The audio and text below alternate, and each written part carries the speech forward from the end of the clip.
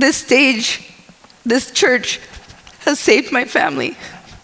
Within these walls, my mom was married here. I was married here. My husband and I were baptized here. All my family funerals are here. And I think about, it was always the open door of people loving and caring for us, even if it was one person. And why aren't we filling these spaces with Indigenous people? Because we're still living in trauma and people fear us, or they don't know how. And that's why the truth part is good to understand. Because when people come to the country here, they may not realize that, like, we're still living in it. We're still being treated really terrible. Oh, I'm so excited to be able to share a little bit about myself and celebrate National Indigenous Peoples Day with everybody.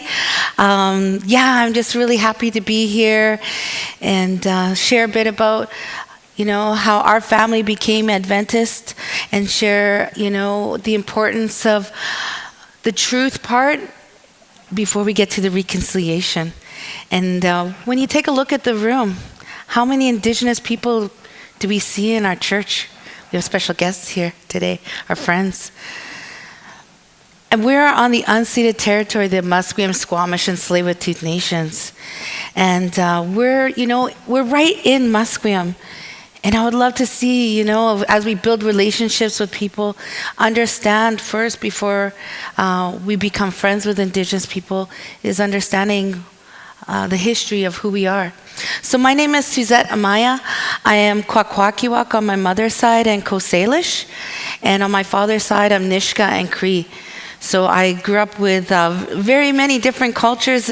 When people try to understand who we are, I always say, like, Japanese is completely different than Taiwanese, or Filipino is very different, than some of these other cultures. We're all from so many diverse nations, and so my parents were from diverse nations as well. I spent a lot of years working in the Downtown Eastside. I spent about 20 years working right in the heart of the Downtown Eastside, working with addictions, mental health, as a support worker. And, I was born and raised in the Downtown Eastside. And, when I think of all the things that I've done, I'm really grateful to my mother, who's helped me be raised with a family of a heart of serving others. And what I do is I could share a little bit about myself. I manage a community center on Commercial Drive, and I'm the manager of organizational change. So my role is to decolonize policies, procedures. My role is to build relationships with Indigenous and non-Indigenous people and create programming and cultural safe spaces. I spent years on the City of Vancouver Urban Indigenous Advisory Committee, and then my husband and I, we own a company called Samaya Entertainment, where we produce large-scale events. So right now, I produced an event on Commercial Drive to celebrate Indigenous Peoples Day at Grandview Park, but I said, I'm here with my church family today, and that's where Stanley and my son is right now. But today we're going to talk a little bit about reconciliation and reconciliation. We want to celebrate Indigenous Peoples Day. And when we think about reconciliation, it's like saying we want to build relationships with Indigenous people. But how?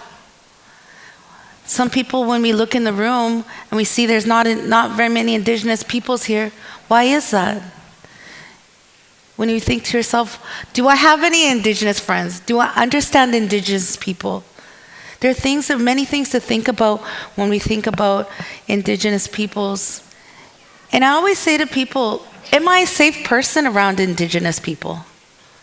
Many Indigenous people, we've suffered a lot, and I thank you to Hector for sharing your songs. The words were so powerful to me and my family, because our people have been through so much traumas. I know other people come here from other countries. Maybe they came here as refugees, or they've always been, their families, third, fourth generations. But in our country today, Indigenous people still experience genocide, but you don't see it. We have murdered and missing Indigenous people. My best friend, her daughter was kidnapped and found in the Downtown Eastside. There are people who are actively racist towards Indigenous people. And so I think about when reconciliation as Christians, what can we do to help our Indigenous people to fill these seats in here? Knowing that we have such a high Indigenous population. I'm going to share a story how we became Adventists in our family. I didn't realize I misspelled our nation's, our community, but it's Takush, Takush, in Smith Inlet. And I'm from the Watkins family on my mother's side. My mother and my aunties here and my uncle. I come from a large family. Sadly, a lot of them are not here anymore. But our community was in the Smith Inlet along the west coast on the mainland. And there our village was like thriving and so beautiful and, living off the land and fishing, and we had our culture. But there was a little part that's close to our village, and a lot of Adventists started moving in. And they had their own families, and they had a logging company. And, my grandfather, George Watkins, was the first hereditary chief.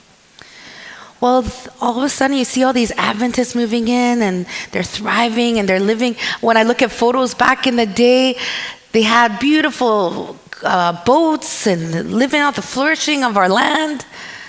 And they started building relationships with our people. And, when I think about the relationships that's built, that's what I want to share today. It was a relationship that was built for our family to be like within the Adventist Church. It was that relationship of caring for each other, So this is my mom and my auntie in our village. But, what happened was, residential schools were in a reality in our community. And Indian Affairs came and they took all the children. They took my mom, my uncles. And before that, they took my grandfather when he was 5. So it was my grandfather and his family, and then my mom and their families. And when they took our families to residential school, a lot of horrible things happened. And people might not even know what it was all about. But there was a time when people in residential school, Indian Affairs, the Canadian government came and burnt this whole entire village down, right to the ground. They burned every single house to force all the children to go to residential school and have everyone live off their land because they still wanted access to the land to develop and to have access to the logging and the fishing and all our resources. And that still happens today. We're not on our territory, and we pay respects to that. So this is a reality. My mom went to St. Michael's Residential School in Alert Bay. And this happened all over the entire country. From 1880 to 1996, or there in Saskatchewan, Indigenous kids were forced to residential school. So it wasn't long ago, because I'm 49, and some of my friends went to residential school in Saskatchewan. So when people were in the 90s and in the 80s going to school, there's people still in residential school. And the things that happen in residential school are so deeply harmful, from all types of abuse. Putting down people, hitting people. They were, sexually abusing children. Killing children. You weren't allowed to be around your brothers or sisters. You had to be separated. So my mom, when she went to residential school, it was boys on one side and girls on the other. And I remember my mom saying that, they would feed us oats, and there was full of maggots in there. And they would make us wear shoes, the same shoes through our whole time. And they were so small. And my mom had severe corns and ferocious veins because she had to stand. The first thing they do is they would cut your hair and then treat you like you were diseased because you were a dirty Indian. So there's all these messages growing up. It spreads so far. Indigenous people are so diverse, and I love that you shared your language. But we lost so much because we were completely dehumanized. And the entire country of Canada didn't know what we're going through, but we did, because we experienced it daily on the effects of residential schools. And so I actually went to Deer Lake Seventh-day Adventist School, if you can imagine that. And while that was happening, my friends, I didn't realize, were also in residential schools at the same time. Then I went to Berman. I went to it was back then called Pacific Adventist Academy in Lacombe, Alberta. And I didn't realize that my friends were still in residential school at the time, the people that I'm friends with today. And all the while, we were always told, gee, you're ugly, gee, you're dumb, you're stupid, all these mean things. And you know what? It carried with us our whole generations of our family. It was hard to be confident, strong, powerful Indigenous people when you can't get a bank loan to buy a house, when you can't get a job because they're going to choose one of their friends or their family or someone who's not Indigenous. So it was a really lack of opportunity for Indigenous people. And why aren't we filling these spaces with Indigenous people? Because we're still living in trauma and people fear us or they don't know how. And that's why the truth part is good to understand. Because when people come to the country here, they may not realize that we're still living in it. We're still being treated really terrible. And so, I'm really grateful when I think about today that Indigenous people were strong and resilient. You'll meet all types of Indigenous people from all over, but we have found strength through humor, taking care of each other, and through our culture. So this picture here is of my grandfather. He is the one holding the rattle like this. When my grandfather was the chief of our nation, the Adventist people had really worked there. They had day schools in our community. My grandfather and their family decided to turn their lives to Christ. But the Canadian government made it a law that you couldn't wear regalia. The Canadian government made a law that you couldn't practice your culture. The Canadian government would throw you in jail for carving a mask, for wearing regalia. And so what my grandfather did was he did a photo shoot showing all our precious cultural regalia, our treasures, our masks. And that was the last photo they took. He put it all in a treasure box and he had to surrender it to the Canadian government. And since then, they decided not to speak their language and only speak English because otherwise they would go to jail. It was a pretty hard time. There was no way to recognize that you could for our family, how can you keep your culture as an Indigenous Kwakwaka'wakw people, but also be Christian? And a lot of people here in the room still maintain their culture and speak their language. And I remember our family was so envious. Must be so nice to speak your culture and have your language. When we were ripped away, it was ripped away from us. So, I was really grateful to our elders who spoke their language underground, who maintained our culture, and we're really excited. That's why we celebrate Indigenous Peoples Day. Because even if it was against the law and you got thrown into jail, we still maintained as much as we possibly could. And we have very few language speakers, but we're reviving it. And that's why I'm so grateful that, when I think about the things, I do make my own regalia. I do sing songs. I do practice. But I'm really grateful for those relationships that have helped me,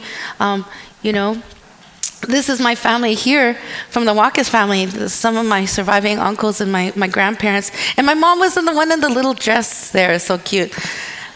But can you imagine a life where you couldn't even be who you are? You were always put down and said ugly things and couldn't be confident. And many cultures have experienced that through colonization. I'm not denying that that's happened to many people. And the relationship that got us to God was just friendship. It was through friendship that people started to love us and care for our family in our trauma. Because our family has so much alcoholism. Our family has been riddled with sexual abuse. Our whole family has been suffering from so many things that we've all experienced through the effects of residential school. But it was through God that's helped us even be here today. And it was because there's hope and folks who cared about our family even when we're at our lowest. This was my parents, my mom and my dad. My mom was a residential school survivor, and my father was a 60s scooper. And a 60s scooper was after residential school, all these young kids came out of residential school, they went back to their community, and all of a sudden, the Canadian government, the Ministry of Child and Family Services, they said, oh, you parents are unfit parents. And then they apprehended all these Indigenous kids all across the entire country, away from their families, because now they were assimilated. They wanted to beat the Indian out of them. And then what happened was they were raised in non-Indigenous families away from their home communities. So my father was raised in a German family in Surrey, and his community is way up in the Nass Valley, because we're from Lac Osap, from the Nisga'a Nation. And then after my mom was in residential school, she said, my mom actually went to residential school, then she went to Auburn Adventist Academy down in the States. And so when she came to Vancouver, both parents didn't know nothing about their culture, didn't know nothing about their language, couldn't go back to their community because their community was suffering so deeply from all the horrific things that happened to our people. Sadly, my father passed away, and my mom was a single mom and raised the three of us.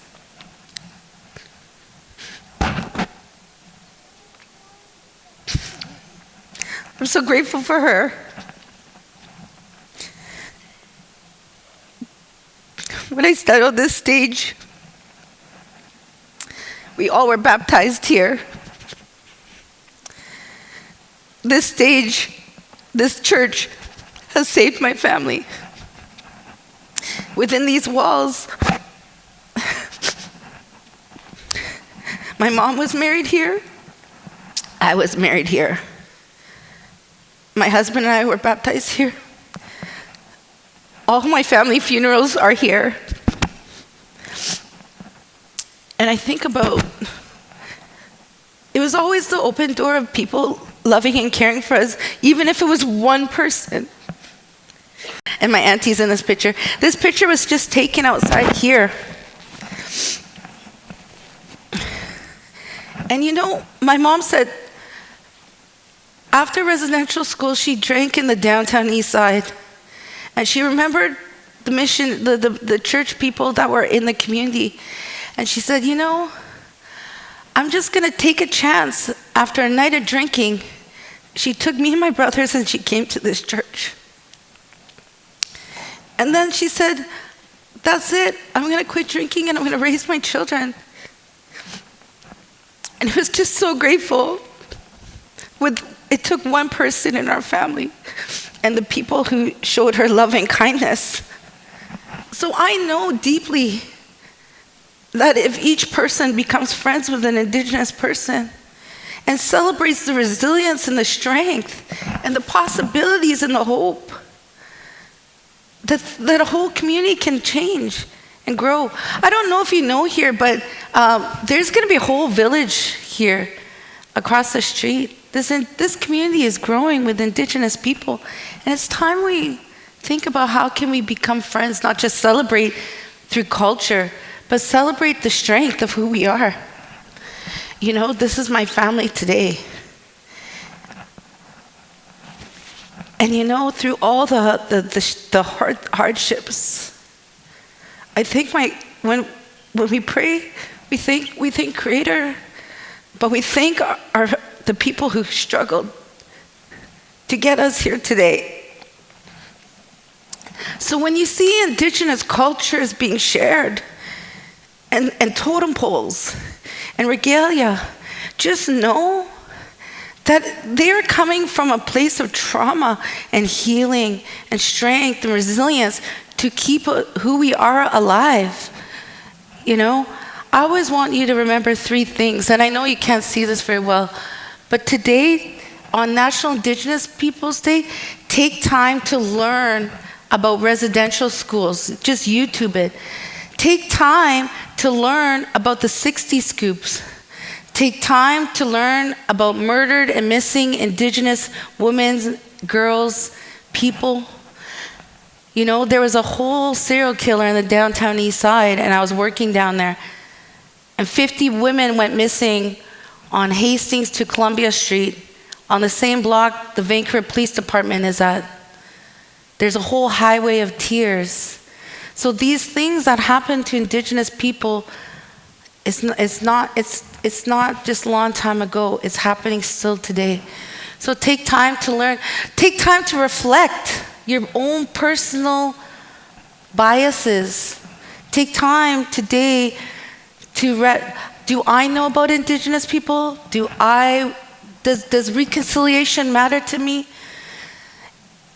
Do I have Indigenous friends? How do I treat Indigenous people? You know? And then 3, take time to lead. Be a change maker. Be someone who is going to actively make a difference to help Indigenous people. Because I'm so grateful to the people who treated me like a human. I'm so grateful to the teachers in the Adventist Church who took time to be patient with us when we were coming from complete poverty. You know? So those are some things I'd like to leave you today. But you know, by coming together and educating ourselves and becoming friends through commonality, you know, like I said, I recognize people come from other countries. My husband came here came here as a refugee from the Civil War in El Salvador. His whole family was executed in front of him. All his uncles. So I know what can happen in other countries, but we can do something here for Indigenous people because it's happening today, the horrible things that happen to us. You can build relationships with Indigenous community members as well. You know, today reflect and learn and think of ways you can be an ally, be a change maker, and support reconciliation. You know, I think it's important.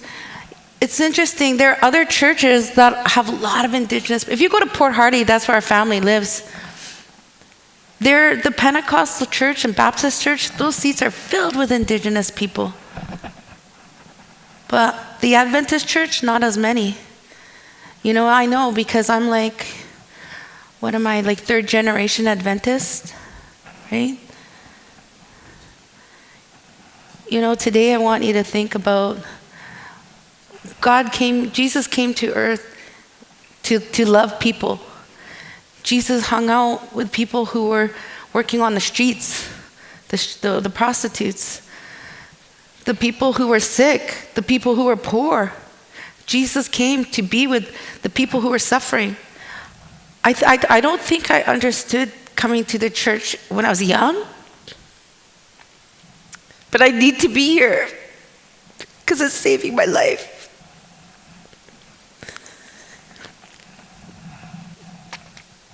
God wants us to love thy neighbor.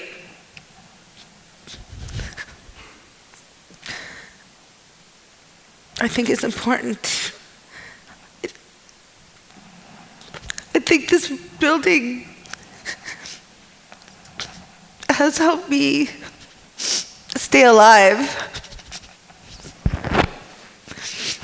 And the people that I've met have helped me be who I am. Because it's just kindness. I'm emotional because I lost my mom on the day, like 3 hours after Christmas Day, on Boxing Day. And a few years before that, I lost my brother on Boxing Day. And to show you the amount of grief and suffering we lived in, I think probably within this year, we've lost more than 20 plus people in my family, just since January. And before that, we probably lost another 30. I would say, hey, Auntie, we probably lost at least 70 people in the last couple of years in our family. And family is everything to Indigenous people. And so when I think about today, it's just loving people where they're at, without judgment. That's why people in the Indigenous community, we fear, because it's really hard for Indigenous people to become Christian because of residential schools that were run by by various different institutions, Christian institutions. But we're winning people through Christ by becoming friends. I want to share a last video with you. I don't know, maybe it's I don't know what happened. Pastor, can you help me?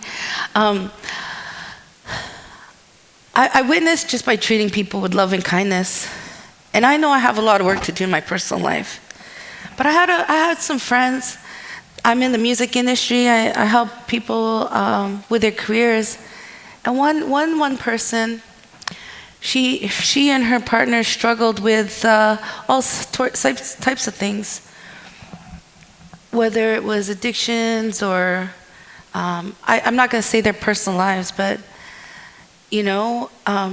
my friend Carson Gray, it was no secret that she worked in nightclubs, and I'm talking about nightclubs that are like where people get paid to dance. And then her husband was my friend forever, and he was a drug dealer. And me and my husband spent time with them, this couple. And they said, boy, I really wish I could be a father like Stanley. Stanley's such a good dad. And they say, Suzette, you never worry about things. I said, no, because I live by faith alone. If I have no money, I still know God will provide. And it was through witnessing that the both of them became Christian. And then they realized that they wanted to get married. And then they got baptized. And now they're witnessing in Haida Gwaii. And it was just through friendship, without judgment, and only love. And that's why when I came back to OAC, I could see that that's the heart of this church, is to love without judgment and to show Christ through our actions. So I'm going to share this with you at the end. I know that one day I'd love to do a whole thing about Indigenous learning, but today take time to just learn on your own and then celebrate the strength of our people, because we have our culture, we're revitalizing it. And, I'm just really grateful that you're here today. And I pray for people. I went on that walk with the 10th church, and one of the community members from their church said, you know what, I just pray, and I pray the Holy Spirit shows me the way. I said, that's good, because sometimes I just pray for all these things, but I don't pray with intent for action. So now I want to pray for reconciliation for you and for all of us to build better relationships.